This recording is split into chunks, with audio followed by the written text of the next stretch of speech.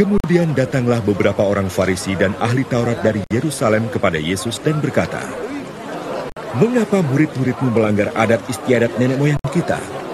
Mereka tidak membasuh tangan sebelum makan."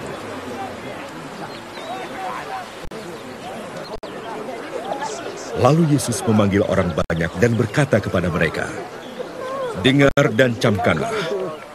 Bukan yang masuk ke dalam mulut yang menajiskan orang, melainkan yang keluar dari mulut, itulah yang menajiskan orang." Maka datanglah murid-muridnya dan bertanya kepadanya, "Engkau tahu bahwa perkataanmu itu telah menjadi batu sandungan bagi orang-orang Farisi?"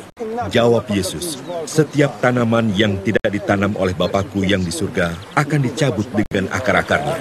Biarkanlah mereka itu. Mereka orang buta yang menuntun orang buta. Jika orang buta menuntun orang buta, pasti keduanya jatuh ke dalam lubang." Saudara-saudariku yang terkasih dalam Kristus Yesus,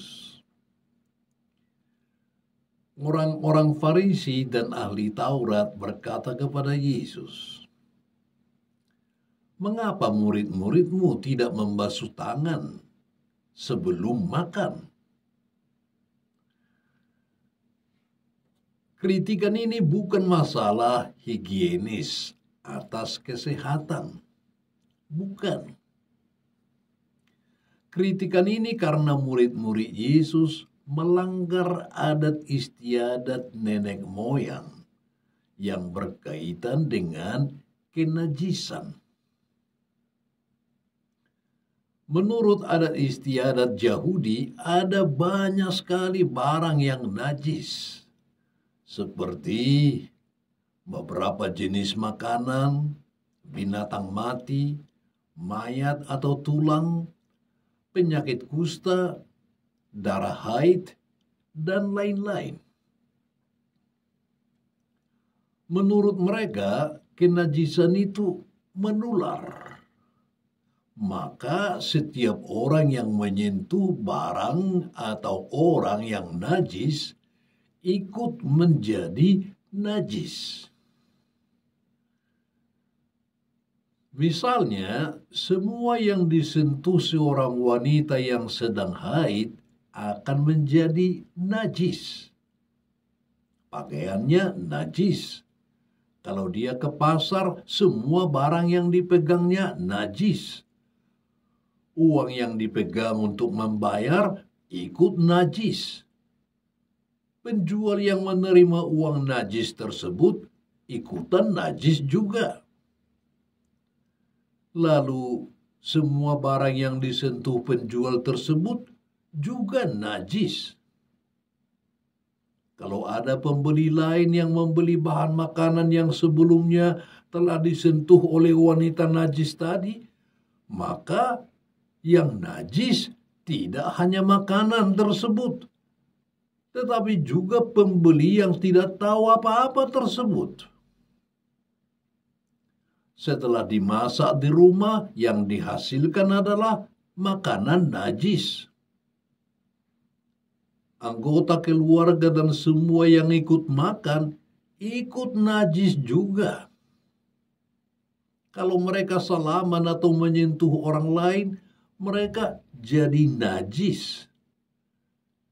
Dan seterusnya. Dengan demikian, saudara-saudari, hidup menjadi sangat kompleks dan penuh beban. Karena semua orang boleh dikatakan najis. Entah dirinya sadar atau tidak, tahu atau tidak. Nah, situasi semacam inilah yang hendak dibongkar oleh Yesus. Dia hendak membebaskan manusia dari hukum dan adat istiadat yang membebani dan yang membuat hidup tidak happy. Ia menegaskan bahwa menyentuh sesuatu yang najis itu tidak membuat orang ketularan najis. Dan Yesus menunjukkan itu dalam pewartaannya. Maka Yesus menyentuh dan menyembuhkan orang kusta, membiarkan diri disentuh wanita yang sakit pendarahan. Ia juga menyentuh mayat dan membangkitkan orang mati. Bagi Yesus, tidak ada makanan yang haram dan menajiskan. Sebab dia katakan, bukan yang masuk ke dalam mulut yang menajiskan orang, melainkan yang keluar dari mulut. Itulah yang menajiskan orang. Di sini Yesus menegaskan bahwa yang membuat orang itu najis sehingga dirinya kotor, tercemar, tidak bersih dan tidak suci, bukanlah makanan yang dimakannya, tetapi yang jahat yang keluar dari mulut.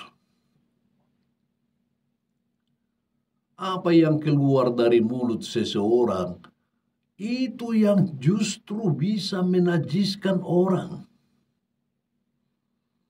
Kata-kata tidak baik yang kita ucapkan seperti sumpah serapah, umpatan, penghinaan, kutukan, dan ungkapan kebencian atau kemarahan kepada yang lain, itulah yang menajiskan kita.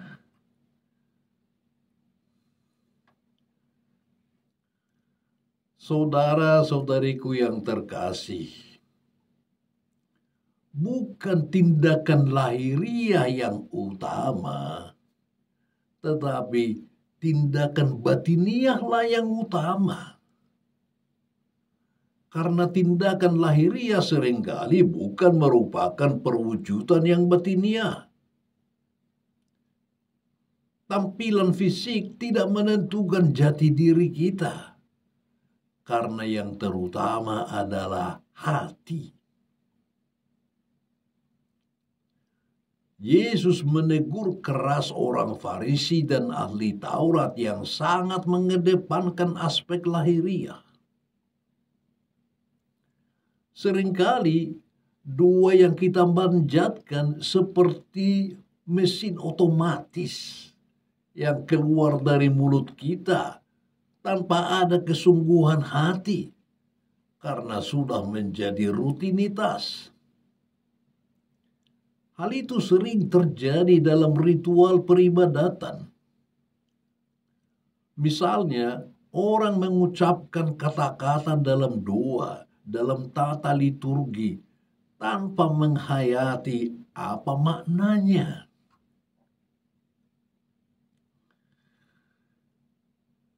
Saudara-saudariku yang terkasih, bagaimana situasi kita sekarang ini?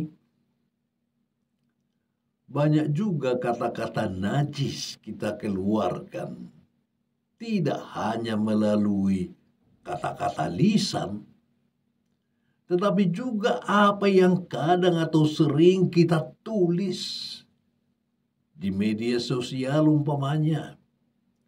Misalnya di Facebook, Twitter, dan lain-lain. Diketik oleh jari-jari tangan kita, kata-kata kasar yang menghina, merendahkan, dan menyakitkan itu juga membuat diri kita menjadi najis, tidak bersih, dan tidak suci.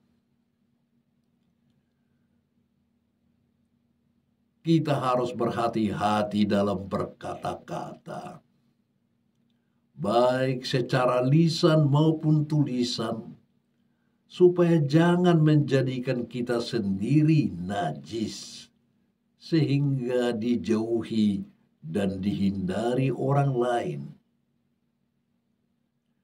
Karena itu saudara-saudari, sebaiknya kita berhati-hati dalam berkata-kata, baik secara lisan maupun tulisan. Dengan itu juga kita menjaga kekudusan diri kita dan menunjukkan sikap hormat kita terhadap sesama. God bless you.